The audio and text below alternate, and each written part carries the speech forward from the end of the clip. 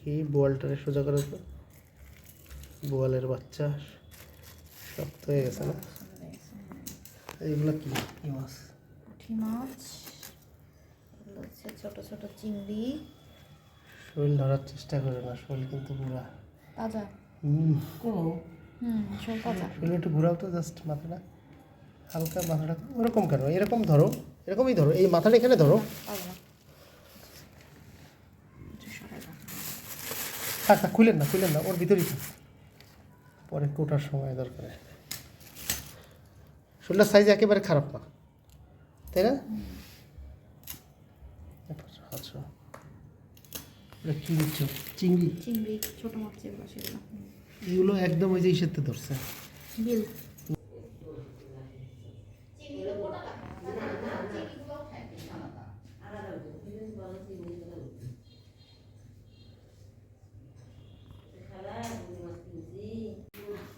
ঈশান নামাজ কি বাসায় পড়ে? আর মাগরিব পড়ে মসজিদ, তাই না? মসজিদে এখন যায়, এখন যায় না। গাড়িগুলো চাপ থাকলে যায় না।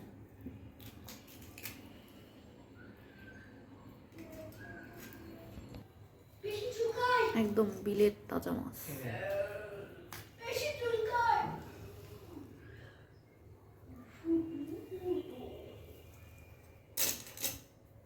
মাছগুলো ভালো হয়েছে, টাটকা মাছ।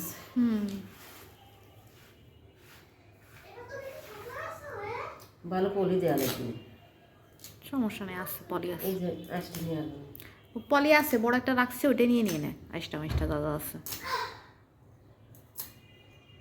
ঘরে বালতি ভিতরে গন্ধ আসবে। তুমি এখনই নিয়ে যাও নগদের পরে। আর ইয়া পুঁটি, পুঁটিকা তেলাপিয়া মাছ কাটিং। তেলাপিয়া খাইতে ভালোই লাগে। তেলাপিয়ার স্বাদ আছে। এইখানে আসতে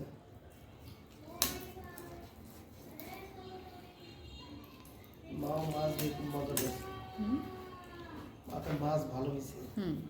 মাছগুলো ভালো আছে, ফ্রেশ আছে, তাজা আছে, বিশেষ করে ধরা শক্ত মাছ আছে। কেমন ধরে উঠেছে।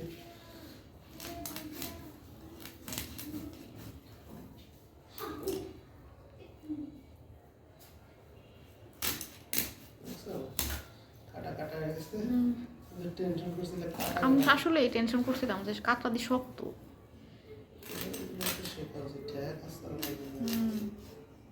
বাড়ি আগে কাটতে যেতাম, সেই দুনিয়া শক্ত লাগতো কাটা, বড় তেলাপিয়ার কাটা। এটা ধরার একটা থাকতে হবে, বুঝছো? ওই সাইড থেকে করে আমি কাটা কাটা নিয়ে টেনশনে ছিলাম। তাহলে এখন চাল্লা মাছ আইছে, না তো উনি খালি মাথাটা কাটে দিক, মাথা কাটো। পিস করবে না। হ্যাঁ, আমি পিস করে নিব না, উনি মাথা কাটে দিক। পরে একদিন রান্না করবো, সেদিন খালা দিয়ে দেবো না, এক পিস দিয়ে দেবেন। তাহলে পিস করবে, এটা মাছে পিস করা পারবে অমনি ধুই দেন না, যখন রান্না করবেন তখন পিস করতে হবে। খালি মাথাটা কাটে দেবেন আপনি, মাথাটা কেটে দেন। আর এই রুই না, সরি, কাতলা, কাতলের শরীরের আগে ঢুকেছে, বুঝছো? আর কপা কপি ঢুকেছে কি ওই যে বলি আমি কই যে পুঁঠিগুলো। কাতল মাছ কাটো, ওরে আস্তে আস্তে আস্তে দেও আত্মাত না কাটে। তাইলে তাইলে তাইলে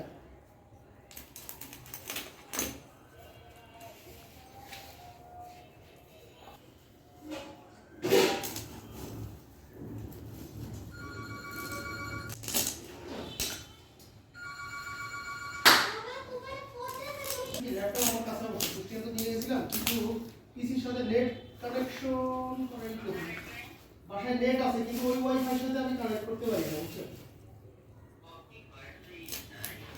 শুধু মানে কানেক্ট দিলেই, ওয়াইফাই কানেক্ট দিলেই হয়।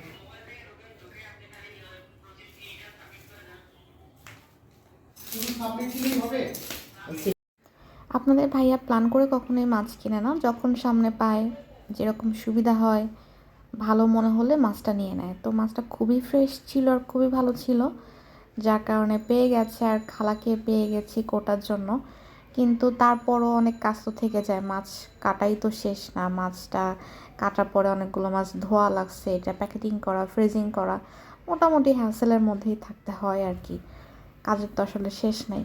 তো খালা খুব ভালো মতনই ক্লিন করে দিয়ে গেছে, ওই ভিডিওটা আমি আর করতে পারিনি, কারণ এরপরে তো আমার ব্যস্ততা শুরু, কারণ মাছটা ধোয়ার প্রসেসিং করা এগুলো তো আমার দায়িত্বের মধ্যে পড়ে, যার কারণে আর কন্টিনিউ করতে পারিনি। তবে খুবই ভালো ছিল মাছগুলো। তো এর মাঝে বেশ কয়েকবার মাছ রান্না করে খেয়েও ফেলেছি, কিন্তু রেসিপি ওভাবে শেয়ার করা হয়নি। আজকে ভাবলাম যে সিম্পলভাবে মাছের ঝোল রান্না করব, পোনা মাছ দিয়ে লাউয়ের ঝোল, সেটাই শেয়ার করি। তো চলেন, প্রথম প্যানে তেল দিয়ে দিয়েছি। আমরা তো সবসময় ফুরানি দিয়ে তরকারি রান্না করি, কিন্তু আজকে ভাবলাম ফুরানি ছাড়াই রান্না করব। তো গতকালকে খালা মাছটা যেগুলো সব কিছু কেটে দিয়ে গেছে।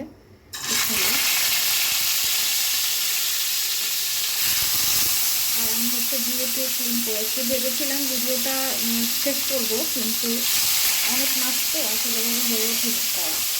তো ঠিক আছে, এই রেসিপিটা শেয়ার করি, ভাবলাম যে এটা অ্যাড করে দিই, আপনাদের মাঝে শেয়ার করি।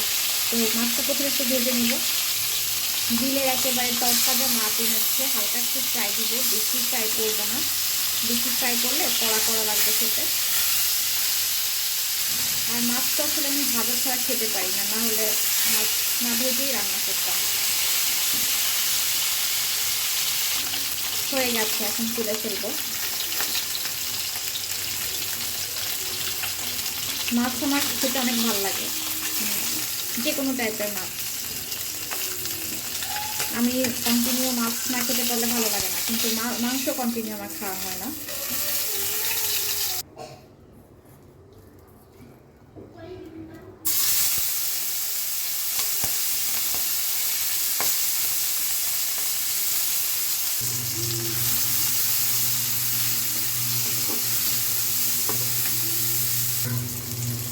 পেঁয়াজ মরিচটা যখন একটু ভাজা ভাজা হয়ে যাবে না, তখন আমি অল্প একটু আদা রসুন বাটা দিয়ে দেবো, বেশি দেবো না।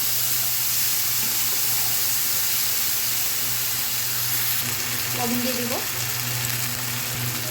হলুদ দিয়ে দিব,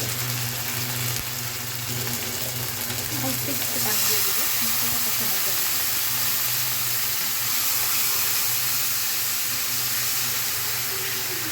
যেহেতু একটু পুরানি দিব না, তো এই স্পাইসগুলো অ্যাড করবো। জিরা গুঁড়ো দিয়ে দিলাম একটু,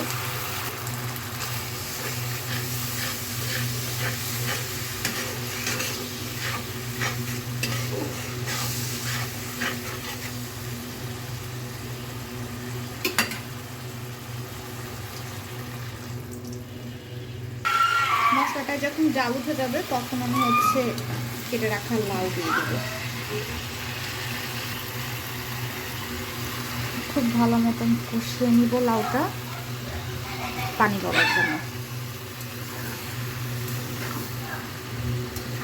আমরা আসলে কমফোর্ট জোন থেকে বেরোতে চাই না, মানে যেভাবে খাই ওই খাবারের বাহিরের টেস্ট আমাদের কেমন লাগবে, খেতে ভালো লাগবে কিনা, এইসব চিন্তা করে আসলে অনেক রান্নাই করা হয় না, অনেকভাবে করা হয় না, একভাবেই গতানুগতিক রান্না করতে থাকি।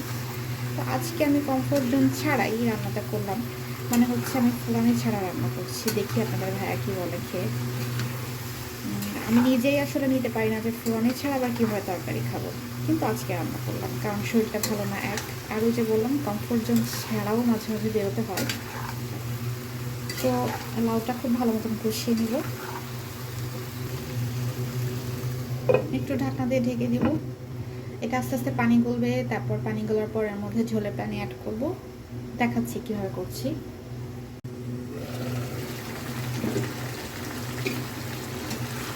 এটা মোটামুটি সিদ্ধই হয়ে গেছে, আর মানে লাউর যে পানি সেটাতেই কিন্তু সুন্দর গলে টলে একদম রান্নাটা।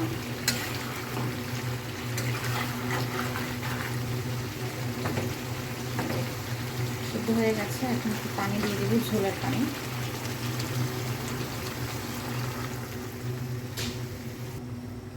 বাস, ঝোলের পানিটা দেওয়া হয়ে গেছে। এখন একটু জাল হলেই মাছটা দিয়ে রান্না করে নিব।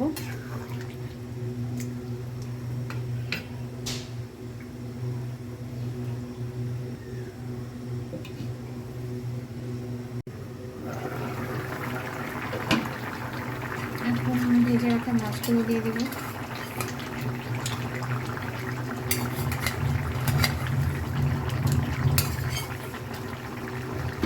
কাঁচামরিচের সর্ষে তরকারির কালারটা দেখতে অনেক ভালো লাগে, আর লাউ তরকারি এরকম সবুজ সবুজ থাকলেই বেশি খেতে মজা লাগে।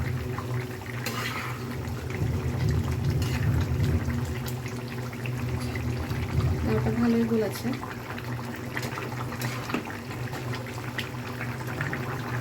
তরকারি লাস্ট পর্যায়ে ধনিয়া পাতা দিয়ে দেব।